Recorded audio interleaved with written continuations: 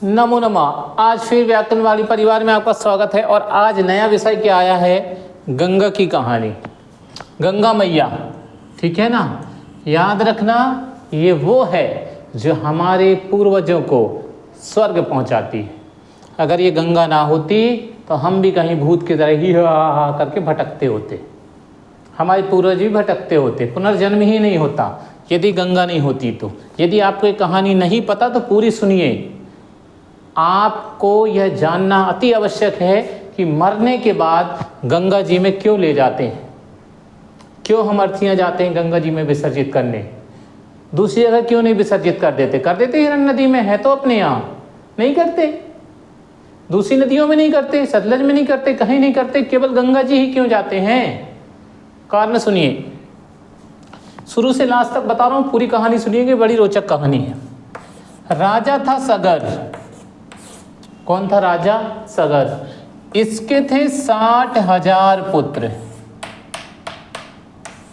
कितने? 60,000। अच्छे समझ लेना, 60,000 पुत्र हैं। किसके? सगर के। अभी कैसे हैं वो समझ लीजिए, नहीं तो आप अंदाजा लगाएं कि 60,000 पुत्र हैं तो जब पहला पुत्र 60 साल का रहा होगा, 100 साल का रहा होगा, तो पहले कितने साल का रहा होगा। ठीक है, तो जो पहला पुत्र है वो 60,000 साल का होगा, जब आखिरी वाला 1 दिन का होगा। ये सब दिमाग मत लगाइए। ठीक है, सुनिए। रक्त बीज का नाम सुना है आपने? जो रक्त ऐसे काटता था वैसे कर देता था तो उससे उतने ही रक्त बीज जिंदा हो जाते थे, है ना। बस वैसे यहाँ कहानी है। यहाँ एक ऋषि ने वरदान दिया है कि आपको 60,000 पुत्र होंगे। कितने? 60,000। तो जब इनके यहाँ रानी ने एक छोटे से पिंड को जन्म दिया, बालक को नहीं, पिंड था वो छोटा, ठीक है ना। उस पिंड को क्या किया ऋषि ने, सभी मटकों में स्थापित कर दिया अपनी शक्ति से, और उनसे जो बालक जन्मे वो पूरे कितने हैं? 60,000। कितने हैं? 60,000। इन्हीं को तारने के लिए अब गंगा मैया आएंगे। तो अब समझ लीजिए है क्या। जब ये 60,000 बेटे थे तो उस समय एक अश्वमेध यज्ञ चल रहा था। क्या? अश्वमेध यज्ञ। कौन कर रहा था? सगर। आपको पता होगा कि अश्वमेध यज्ञ में राजा घोड़े को छोड़ता है 7 दिन के लिए। उस घोड़े को जो पकड़ेगा उसको राजा के साथ युद्ध करना पड़ेगा। तो राजा ने अपने घोड़े को सजाया बढ़िया, खूब हीरो जैसे, और छोड़ दिया। अब इंद्र जो है, ठीक है, उसको लगा कि ये जो है 100वां यज्ञ चल रहा है, 99 यज्ञ पूरे हो चुके हैं, आखिरी यज्ञ है, 100 यज्ञ हैं, और इसके अगर 100 यज्ञ हो गए तो ये पक्का इंद्रलोक ले लेगा, हमारा स्वर्ग चला जाएगा। पक्का है हमारा स्वर्ग। याद रखना, डर उसी को रहता है जिसके पास बहुत अच्छी चीज़ हो। जिसके पास कोई चीज़ ना, वो काय डरता है, वो तो मस्त सोता है कुंभकर्ण की तरह। ठीक है, और सोना ज़्यादा हो तो नींद नहीं आती। वैसे यहाँ इंद्र के पास क्या है? स्वर्गलोक। तो अब उसको नींद नहीं आ रही है। क्यों? क्योंकि सगर के यज्ञ कितने होने वाले हैं? 100। तो उसने क्या किया, इस अश्व को पकड़ा। ठीक है, इस पाताल लोक में एक कपिल नाम का मुनि है। कौन? कपिल, जो कई हजारों सालों से तपस्या कर रहा है, कई हजारों सालों से। तो वो ऐसा हो गया है कि वो जम गया है, मूर्ति बन गया है। अब कोई ऐसा खड़ा होगा 1 साल से तो उसके हाथ चिपक नहीं गए होंगे भाई, वैसे ही खड़ा है वो। ठीक है, तो ऋषि तपस्या कर रहा है। इंद्र को पता है कि इनके 60,000 बेटों को मारना असंभव है। एक को मारोगे, 2 को मारोगे, जब तक एक देगा तपाड़ा खींच के तो क्या कर लोगे? 60,000 है, 1-2 थोड़ना है। उसमें तो 4 मूर्ख भी होंगे, बहुत बुरा मारेंगे भाई। ऐसा इंद्र ने विचार किया। तो इंद्र ने ऐसा उपाय विचार किया कि जिससे पूरे मर जाएं। तो उसने घोड़े को चोरी किया रात को और कपिल मुनि के पीछे बांध दिया। अच्छे समझ लेना, किसके पीछे? कपिल मुनि के पीछे। कपिल मुनि तपस्या में है। ये 60,000 लड़के पूरे देश में ढूंढ दिए लेकिन घोड़ा नहीं मिला। बस आ गए इंद्र दूसरे भेष धारण करके पंडित जी का। बोले कहा भाई घोड़ा ढूंढ रहे हो क्या? बोले हाँ। बोले अरे वो तो कपिल मुनि ले गया, मैंने देखा कल पाताल ले जा रहे थे, वहीं अपने पीछे बांध लिया उनने, पीछे बंधा उनके, देख लेना छुपा के रखे हैं अपने पीछे। 60,000 पुत्रों ने दौड़ लगाई। आ जाओ रे, कहाँ हो भैया, छोटे भैया, मल्ले भैया, बड़े भैया, ये भैया, वो भैया, आ जाओ रे। सब दौड़ लगा दिए।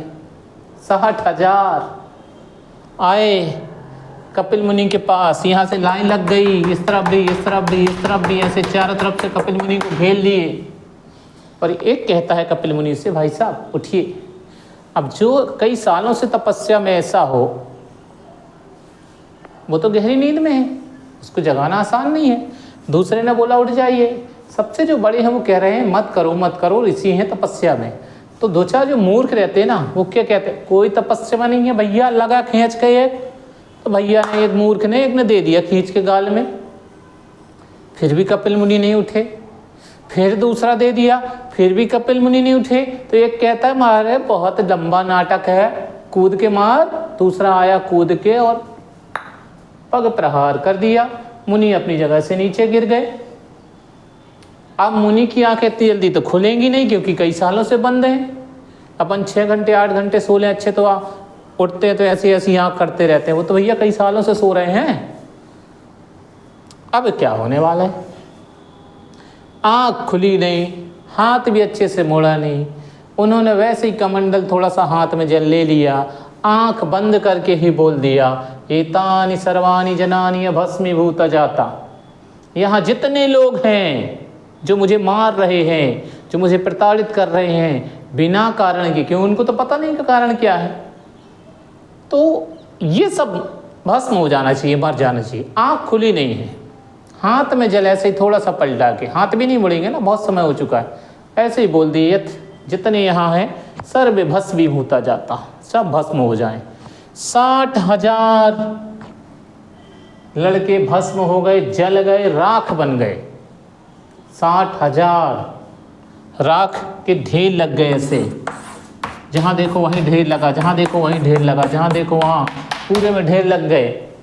जब कपिल मुनि की आंखें खुली कुछ समय बाद, कई दिनों बाद, तब उन्होंने आंखें खुली और तब उन्होंने देखा, हे भगवान जी क्या हो गया मेरे से, मेरी पूरी तपस्या नष्ट हो गई, ये क्या कर दिया मैंने, ये कितने सारे लोग मेरे से मारे गए हैं, सब में राख पड़ी हुई है। तब सगर की जो दूसरी पत्नी है, उनके यहाँ जन्म होता है भगीरथ का। किसका? भगीरथ। किसका जन्म हुआ? भगीरथ को। भगीरथ को यह कहा गया, उन्हीं कपिल मुनि ने समझाया, किसको? सगर को। किसको समझाया? सगर को। ये जो मेरे हाथों मारे गए हैं, इनको सिर्फ एक ही तार सकती है, वो है गंगा मैया। कौन तार सकती है? गंगा मैया। और पृथ्वी में ऐसा कोई नहीं है जो इसको तार सके। ठीक है, तो बोले क्या किया जाए? तो बोले तुम्हारे यहाँ जो भगीरथ का जन्म हुआ है, ठीक है, इनसे तप कराना होगा। क्या कराना होगा? तप। दुनिया में इसके अलावा कोई नहीं तार सकता इनको, क्योंकि घर के आदमी को मरने पर घर का व्यक्ति ही आग दे सकता है, पड़ोसी नहीं दे सकता। नहीं तो कोई भी आता कहता लाओ भैया थोड़ी मैं भी लगा लूँ, थोड़ा मैं भी लगा लूँ, यही होता। ठीक है, तो केवल घर का ही तार सकता है। भगीरथ ने तपस्या शुरू की। सबसे पहले प्रसन्न किसको? शिव भगवान को। जब शिव भगवान प्रसन्न हो गए, बहुत सालों के बाद जब शिव भगवान प्रसन्न हो गए, तो फिर इन्होंने तपस्या की किसकी? गंगा की। और जब गंगा प्रसन्न हो गई तो उन्होंने कहा मैं नीचे कैसे जाऊंगी? वो तो सब ठीक है, स्वर्ग से पानी जब नीचे गिरेगा, अभी छोटी छोटी बूंदें गिरती हैं तो इतनी तेज लगती हैं, घर के छत से पाइप से पानी गिरे तो गड्ढा हो जाता है। तो विचार करो, जहाँ 10-20 किलोमीटर का पानी एक साथ गिरता स्वर्ग से, तो क्या भूमि बचती? नहीं बचती। तो वही गंगा मैया कहती है मैं कैसे जाऊंगी? तो शिव भगवान जो हैं फिर से आए भगीरथी, कहाँ पर? शिव भगवान के पास। बोले प्रभु वो तो चलने तैयार है, लेकिन ले जाएंगे कैसे? तो उन्होंने कहा मैं अपनी जटा में रख लूँगा। किसमें? जटा में। तो जैसे ही उन्होंने बोला जटा में रख लेंगे, और गंगा मैया को पता चला तो इतना तेज हंसी, कहते ना इंग्लिश में वेरी ग्लैड, है ना, ऐसे ग्लैड की गाल हिल रहे हैं, बाल खुल गए हैं, राक्षसों जैसे ही हा हुआ हा हंसते हैं ना, ऐसे हंसने लगी। इतना तेज हंसी से अट्टहासम हो गया। अट्टहासम मतलब होता है इसमें होश ना रहे, पूरे बाल बिखर गए उनके। तब शंकर भगवान जी ने गुस्से में कहा, यदि एक जन बिंदु यदि भूमि तय पतिष्यति यह वदिष्यति स करिष्यति। अगर एक बूंद भी गंगा भूमि पे गिर गया ना, एक बूंद भी, तो आप जो बोलेंगे वो हम करेंगे। एक बूंद। गंगा मैया बोली ठीक है। तो जैसे ही गंगा मैया का पानी आना शुरू हुआ, शंकर भगवान ने अपने जटाओं का रूप बड़ा किया, छोटे से टब को बड़ा टब बनाया, बड़ी टंकी बनाई 2-4 हज़ार लीटर की, आने दो पानी। पूरी गंगा मैया आ गई, तब उनने ऐसा जूटा बांध लिया। और जब जूटा बांधे तो गंगा मैया की सांसें रुक गईं। अब गंगा मैया कह रही छोड़ दो नहीं तो मर जाएंगे, छोड़ दो नहीं तो मर जाएंगे। तब जाके शंकर भगवान कहाँ जाते हैं? हिमालय पर्वत पर। वहाँ आसन लगा के बैठते हैं और जैसे ही जटा खोलते हैं तो गंगा मैया एकदम से कूद के भगती है ऊपर। देखना फोटो, देखना जो आपके यहाँ लगी होगी घर पर, है ना। गंगा मैया एकदम से बाहर निकलती हैं। जैसे अपन ट्यूबवेल चालू नहीं करते तो एकदम से पानी निकलता है, वैसे यहाँ क्या होता है, एकदम से गंगा मैया निकलती, क्योंकि वो जटें बंधी बंधी सांस रुक रही थी उनकी। तो जैसे ही खोला उन्होंने तो जटे से गई, जटे को भगवान ने ऐसे करके भूमि पे रखे और उस जटे से पानी कहाँ पर आया? पृथ्वी पर। अब ये पानी जो है, जो इनके जटे से निकला है, ये बहेगा। जल की प्रकृति है, वो हमेशा नीचे की ओर बहता है, ठीक है, जिस तरफ ढलान रहती है, बहता आया।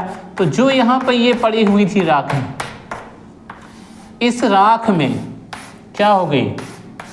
गंगा जी आके मिल गई।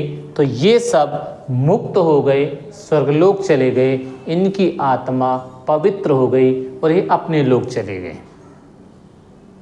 यही कारण है कि गंगा मैया में हम अर्थी विसर्जन करते हैं कि जो हमारे घर के लोग हैं, जो शांत हो गए हैं, वो भी स्वर्ग जाएं और कहीं अच्छी जगह जन्म लें।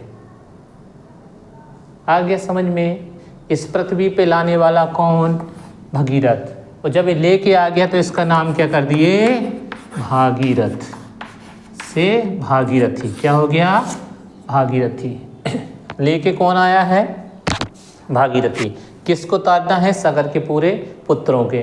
तब से गंगा मैया इस पृथ्वी के लोगों को तारने का कार्य कर रही हैं। शिव जी के सिर से गंगा क्यों निकली, क्यों फोटो में दिखता है, वो आपको पता चल गया। अब एक दिन मैं बता दूंगी शिव जी के यहाँ पर चंद्रमा क्यों लगा है, उसका भी कारण, उसकी भी कहानी है। तो अभी कहानी बहुत बड़ी हो गई है, तो आप इसे ध्यान से सुनिए। इसके बाद आपके पास दूसरी कहानी आएगी। चैनल अच्छा लगे, कहानी अच्छी लगे तो सब्सक्राइब करिए।